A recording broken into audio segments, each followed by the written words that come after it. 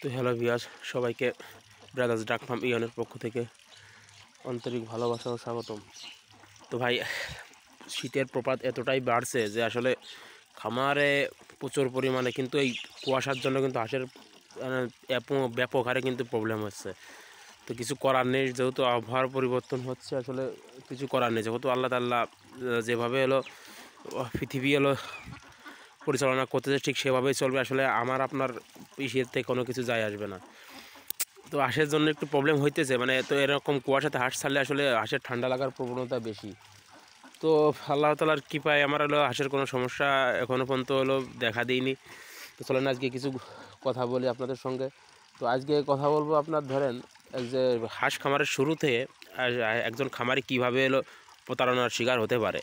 মানে একজন খামারি হাঁস খামার শুরু করবে, নতুন একজন খামারি কীভাবে এলো প্রতারণার শিকার হয়ে প্রচুর পরিমাণে লসের শিকার হয়। তো একজন খামারি যখন হলো আপনার হাঁস কিনে আনে, সাপোজ আমি আপনার হাঁস হলো কিনে আনলাম, আমি হাঁস কিনে এনে লালন পালন করতেছি, কিন্তু আমি হলো জানি না যে হাঁসের কী কোনটা রোগ কোনটা কী। আসলে দেখা গেলো আমি হাঁসের রোগই চিহ্নিত করতে পারি না যে আসলে রোগের কী, হাঁসের হলো কী সমস্যা হয়েছে, না ঠান্ডা লাগছে, না জ্বর হয়েছে, না প্যারালাইসিস হয়েছে, কিসের জন্য হাঁসে খাবার খাইতেছে না, কিংবা হাঁস এরকম দুর্বল হয়ে যাইতেছে, কিংবা হাঁস দুই একটা মারা যাইতেছে। তা আমি যেহেতু নতুন অবস্থাতে একজন খামারে অবশ্যই বুঝতে পারবে না যে আসলে হাঁসের কী সমস্যা আর কীভাবে ট্রিটমেন্ট করবো, কীভাবে চিকিৎসা করব। ঠিক সেমতো অবস্থায় খামারের চিন্তাভাবনা কী করে জানেন, সাপোজ নতুন খামারের চিন্তাভাবনা করে তাহলে তো আমি বুঝতেই পারছি না, তাহলে হাঁস হলো বিক্রি করে দেবো। তা যখন হলো হাঁস বিক্রি করার হলো সিদ্ধান্ত নেয়, যখন হাঁস বিক্রি করার সিদ্ধান্ত নেবে তখন কিন্তু ওই হাঁসের প্রতি সেই যত্নটা কিন্তু সে নেবে না।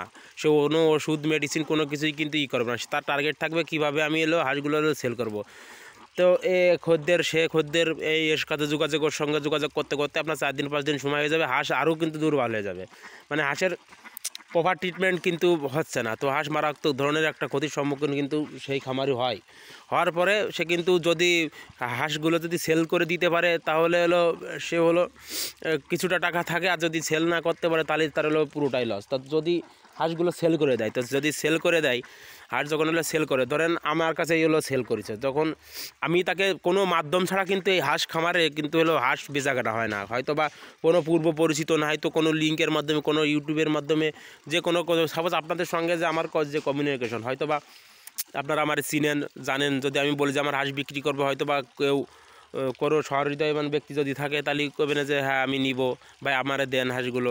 কিন্তু এই চিনা জানার মাধ্যমে যদি হাঁসগুলো হয়, তাহলে হাঁসগুলো বিক্রি হয়। তাহলে অর্থাৎ এই এমতো অবস্থায় আমি যদি একজন প্রতারক হই, তখন আমি হাঁসের চিকিৎসা না করে হাঁস কিন্তু বেচার সিদ্ধান্ত নিব। তখন কিন্তু যখন আমি বিক্রি করে দেবো হাঁস, সাপোজ আপনিই কিনলেন, ধরেন আপনাদের ভিতর থেকে কেউ কিনলো, আপনারা যখন কিনবেন তখন কিন্তু আমি কিন্তু ট্রিটমেন্ট ছাড়াই কিন্তু হাঁসগুলোকে এরকম দিয়ে দেবো আপনাদের কাছে। যখন আপনারা কিনবেন, কেনার পরে কিন্তু এই 5 দিন 7 দিন হাঁসে খাবার খাবে না। তো আপনার তার কাছে ফোন দিলেন, সাপোজ আমার কাছে ফোন দিলেন, আমি বললাম যে আপনার ওই নতুন অবস্থাতে গিয়েছে, যার জন্য আপনার হাঁসে খাইতেছে না, ইত্যাদি ভংসং কথাবার্তা আর কি আপনাদের সঙ্গে বলবে। মানে নতুন অবস্থাতে আসলে এই খামারিগুলো আসলে এই সব বিষয়ে আসলে প্রচুর পরিমাণে ক্ষতির সম্মুখীন হয়। তো তখন করা হবে, ফোন দিলে এরকম উল্টোপাল্টা কথা আপনাদের বলে বুঝাই দেবে, ওষুধ খান, সেই ওষুধ খান। এখন এইটা ওটা করতে করতে আপনার আসলে সময় যখন শেষ হয়ে যাবে, মানে প্রচুর পরিমাণে ওই হাঁস অসুস্থ হয়ে গেলে, হাঁস কিন্তু আপনার ধীরে ধীরে অসুস্থ হয়, আর ধীরে ধীরে একবার যদি বড় আকার ধারণ করে তাহলে কিন্তু একবারে কিন্তু খামার শেষ। তো সেমতো অবস্থায় আপনিও তো বুঝতে পারবেন না, কারণ আপনিও তো নতুন। আপনি যখন কিনে নেওয়ার পরে আপনি প্রপার ট্রিটমেন্টটা আপনিও দিতে পারবেন না দেওয়ার ফলে আপনি কিন্তু ওই হাঁস এমনভাবে মারা ধরবে, আসলে তখন আপনার আর কিছু করার থাকবে না। তখন আপনার কাছে আমি কিন্তু হয়ে যাবো একটা প্রতারক। তো এইভাবে হাঁস খামার মেন এক মাধ্যম থেকে অন্য মাধ্যমে হাঁস গেলে কিন্তু অবশ্যই যদি অভিজ্ঞতা থাকে তাহলে কিন্তু হাঁসগুলো দেখে শুনে বুঝে শুনে নিতে হয়। আর যদি অভিজ্ঞতা না থাকে, যারা অভিজ্ঞ তাদের দিয়ে পরামর্শ নিয়ে তারপরে কিন্তু হাঁসগুলো কিনতে হয়। নাহলে নতুন অবস্থাতে আপনি বড় হাঁস কিনতে গেলে এই প্রতারণার শিকার 100% আপনি হবেন। আমি বলে লিখে দিতে পারি যে একজন খামারি কিসের জন্য এই লসের সম্মুখীন হয়। যে নতুন খামারি, সে নতুন অবস্থাতে হাঁস কিনে নিয়ে আসেই বোঝে না, কোনো কিছু জানে না, অনভিজ্ঞ ছাড়ার পরে সে করে এরকম হাঁসকে অসুস্থ হলে আসলে প্রপার ট্রিটমেন্ট সে দিতে পারে না। তখন সে বেচার সিদ্ধান্ত নেবে। যখন এই বেচার সিদ্ধান্ত নেবে, সে তো প্রতারকই 100%, সে দায় থেকে অবশ্যই বিক্রি করে, কিন্তু যে কিনে সে তো বড় ধরনের একটা লসের শিকার হয়। তো আসলে বিষয়টা হলো বুঝতে পারছেন যে আসলে নতুন খামারি অবস্থায় আসলে মানুষ কিসের জন্য হলো আপনার এত পরিমাণে লস করে। আর মূলত আর একটা বিষয় দেখেন, এটা তো গেল হলো বড় হাঁস নিয়ে কথা। আর যদি একজন খামারি বাচ্চা আসতে শুরু করে, তো একজন খামারি যখন আপনি নতুন অবস্থাতে আপনি বুঝবেন না যে আসলে এ গ্রেডের বাচ্চা কোনটা, বি গ্রেডের বাচ্চা কোনটা, সি গ্রেডের বাচ্চা কোনটা। তো যখনই আপনি এ গ্রেড না চিনে আপনি আন্দাজে এলো আপনার একজনের কাছে যাবেন, একজন খামারির কাছে যাবেন, কিংবা একজন হ্যাচারিতে যাবেন, হ্যাচারি মালিক আপনাকে বুঝাই দিবে এটা এ গ্রেড, আপনি বুঝে নেবেন যে এটাই এ গ্রেড। তখন আপনি হলো হাঁসগুলো হলো কিনে নিয়ে আসবেন, কিনে আনার পরে আপনি হলো বুঝতে পারবেন না যে আসলে কি এই হাঁসকে লালন পালন করার পরে আমার কি ফলাফল হবে। তো যখন হলো এই হাঁস আপনি লালন পালন করে বড় করতে লাগবেন, আপনার ওই 5 মাস যাবে, 6 মাস যাবে, 7 মাস যাবে। কারণ যেহেতু এ গ্রেডের বাচ্চা না, এ গ্রেডের বাচ্চা না আনলে কিন্তু আপনি কখনোই কাঙ্ক্ষিত ফলাফল পাবেন না। আর আপনি যেহেতু নতুন, আপনি বুঝবেনও না যে আসলে কোনটা এ গ্রেডের বাচ্চা, কোনটা বি গ্রেডের বাচ্চা, কোনটা সি গ্রেডের বাচ্চা। তো আনার পরে এমন এমন হ্যাচারি আছে যারা আনার পরে আপনার সঙ্গে কোনো যোগাযোগ করা, মানে তাদেরকে ফোন দিলে আপনার ফোন রিসিভ করার আর কি টাইম থাকবে না তাদের। অর্থাৎ সে অবস্থায় আপনি যে কী করবেন আপনি সে দিশেহারাই করবেন না। কারণ প্রথমে 0 দিনের বাচ্চা থেকে 25 দিন, 20 দিন, 25 দিন পর্যন্ত হলো হাঁসের হলো মেন হলো সমস্যা। এটা ট্যাকেল দিয়ে রাখতে পারলে হলো হাঁস থেকে আর কোনো সমস্যা হয় না।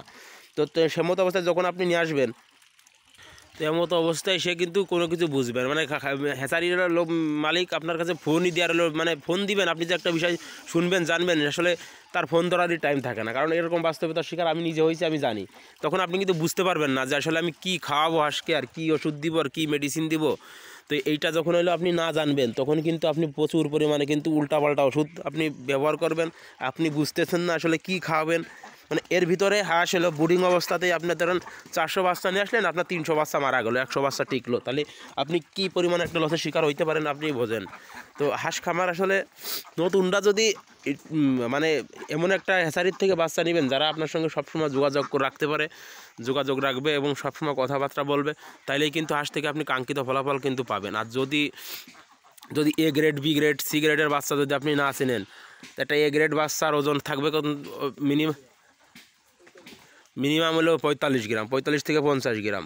যে সবচেয়ে হাই গ্রেডের বাচ্চা হলো আপনি হলো নিয়ে হলো তারপরে হলো তাদের সঙ্গে করবেন। আর ফিমেল মেল এগুলো হলো যদি দেখেন, একজন আপনি ডিমের হাঁস করতে চাচ্ছেন, একটা খামারি হ্যাচারির কাছ থেকে আপনি বাচ্চা নিলেন, সে আপনাকে মিক্স বাচ্চা দিয়ে দিল, ধরুন ফিমেল মেল সব মিক্স করে একবার দিয়ে দিল, তাহলে তো আপনি ডিমের দেখা গেলো 200 হাঁস নিলেন, তার হলো 150 হলো হাঁস মোরগ হাঁস আসলো, তাহলে তো আপনি 50টা হাঁস দিয়ে কীভাবে খামার শুরু করবেন। মানে এখানেও হলো মানে দেশি বা এই দুর্নীতিতে ভরে গেছে। তা নিজে একটু সতর্ক না থাকলে কিন্তু হাঁস খামারে আপনি কখনোই লাভবান হতে পারবেন না। আর নতুনদের জন্য আমার করা আসলে এই ভিডিওটা, আসলে যারা আসলে নতুনভাবে হাঁস খামার করতে চাচ্ছেন তারা অবশ্যই কিন্তু জেনে শুনে, যারা হাঁস খামার সম্পর্কে বুঝে কিংবা জানে, তাদের কাছে কিন্তু পরামর্শ নেবেন। পরামর্শ নিয়ে তারপরে হলো হাঁসের বাচ্চা কী মানে কী গ্রেড আনতে হবে, কি খাওয়াইতে হবে, কোনো সবসময় একজনের সঙ্গে যোগাযোগ রাখবেন যে ভালো মনের মানুষ, হয়তো বা আপনাদের সঙ্গে হলো ভালো কমিউনিকেশন। যারা আমার যে সাবস্ক্রাইবারগুলো আছে আমার সঙ্গে, আমি এমন কোনো ভাই নাই যে আমার যদি কোনো কোশ্চেন করে, আমি এমন কোনো আমি হাজার ব্যস্ততার মাঝেও কিন্তু আমি তাদের রিপ্লাই দেওয়ার চেষ্টা করি, যাতে আমি একা না তারাও উপকৃত হই। মানে বিষয়টা অবশ্যই বুঝতে পারছেন। তো আরও অনেক বিষয় নিয়ে কথা বলার আছে, তো অবশ্যই বলবো।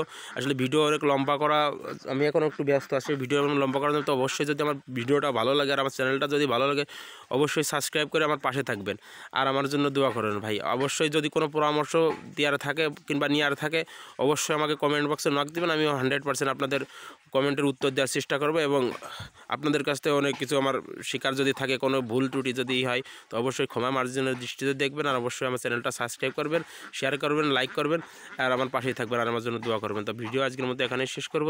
সবাই টাটা, বাই বাই।